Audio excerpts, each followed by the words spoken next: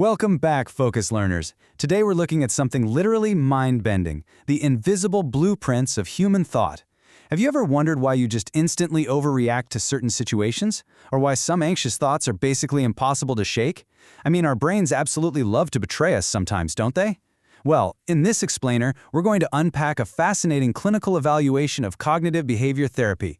We'll be looking specifically at how our deep-seated schemas and core beliefs completely dictate our reality. Okay, let's dive into this.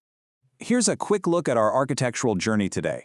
We'll start with the foundation of thought, check out the subconscious filtering blueprint, trace the ripple effect, look at the strengths of the model, hit the rationality boundary, and finally explore the third wave evolution. Section 1. The Foundation of Thought. Demystifying the root code. Let's go underground, shall we? Now, what's really interesting about this slide is it grounds us exactly in the clinical source text we're breaking down today.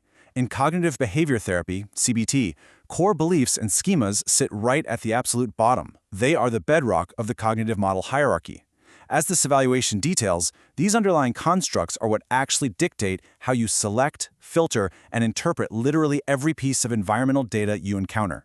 To really make sense of this, let's break down our first critical term, schemas. According to the source, a schema is a cognitive structure. Basically, think of it like a broad architectural blueprint for your mind. It's the overarching organizational system your brain uses to frantically file away and make sense of the massive, chaotic amounts of incoming information we face every day.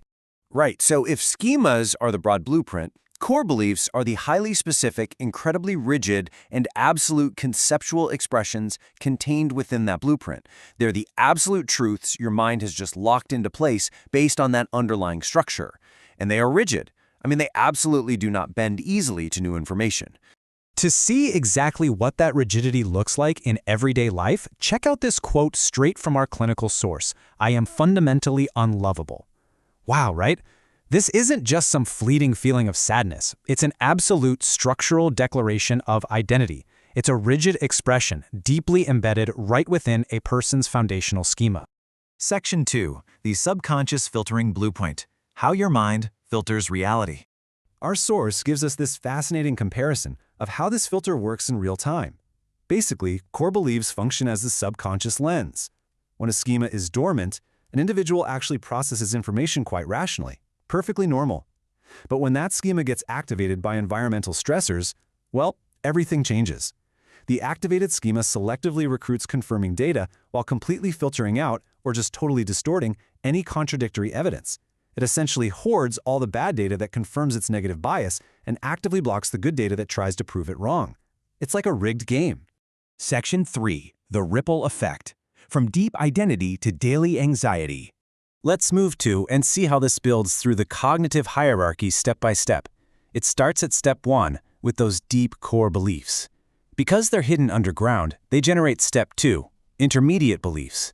And when those get threatened, they erupt into step 3, automatic thoughts. Let's walk through exactly what happens at those top 2 levels.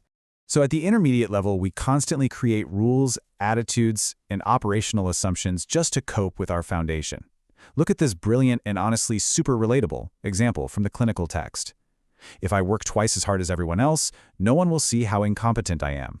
The core belief here is, I am incompetent, right? But the intermediate belief is the daily, exhausting, operational rule we invented to hide and cope with that pain. But what happens when that operational rule is violated? Say you make a minor mistake at work and someone actually sees it. Well, the final ripple effect hits the surface. Localized automatic thoughts spontaneously erupt. And because they're passing through that warped activated schema we just talked about, they are heavily warped by cognitive distortions. The source lists perfect examples of this, like catastrophizing, thinking the absolute worst case scenario is definitely going to happen, or falling into strict all-or-nothing thinking. Section 4. Strengths of the model. Why targeting the root works. Let's do a bit of a stress test on this blueprint. Based on the clinical evaluation, the empirical strengths of CBT are just immense. While early interventions might just try to catch those pesky daily automatic thoughts, targeting the core beliefs allows the therapy to move way past superficial symptom relief. You aren't just slapping a Band-Aid on the problem, you are entirely restructuring a client's foundational identity. And this creates serious long-term cognitive resilience. Plus, Treating these as specific, identifiable core schemas matches CBT's highly empirical style perfectly. It provides clear targets that are incredibly predictable and measurable. Section 5. The rationality boundary, when logic isn't enough. However, even strong buildings have structural limits.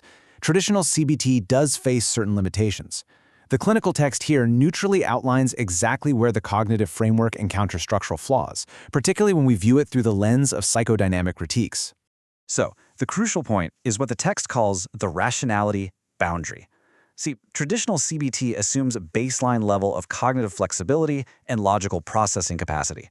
But for individuals suffering from severe developmental trauma, attempting to just logically dispute or rationally dismantle their core beliefs can feel incredibly dismissive.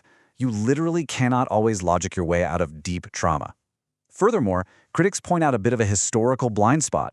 By strictly treating schemas as active data filters in the present moment, the model can totally neglect the extensive processing of the developmental trauma that built those blueprints in the very first place. Section 6. The third wave evolution. Acceptance meets change. And this brilliantly illustrates the resolution to our architectural tension. To address these traditional limitations regarding over-rationalization and historical processing, the clinical community didn't just abandon the model. Instead, they evolved it. The text identifies 3 specific third-wave adaptations that have evolved to bridge this gap. We have schema therapy, dialectical behavior therapy, which you've probably heard of as DBT, and acceptance and commitment therapy, or ACT. These are the modern psychological renovations designed to step past the blind spots of purely rational disputation. The ultimate takeaway from these third-wave models is that they successfully blend behavioral change with mindfulness. This allows for the deep emotional acceptance of schemas without requiring purely rational disputation. It just perfectly balances the cold logic of CBT with profound emotional mindfulness. Which leaves us with this final, lingering thought. Based on everything we've explored in this clinical evaluation today, can we really change our deepest mental blueprints through logic alone, or do we first need to completely accept them? It's a deeply fascinating tension between changing our minds and accepting our past. Thank you so much for joining me for this explainer. Keep learning, and I'll catch you next time.